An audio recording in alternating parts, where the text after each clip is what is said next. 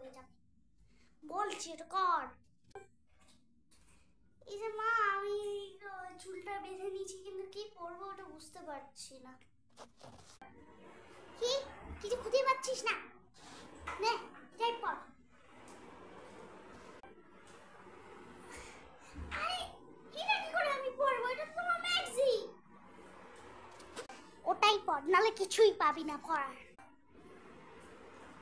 দেখো মা,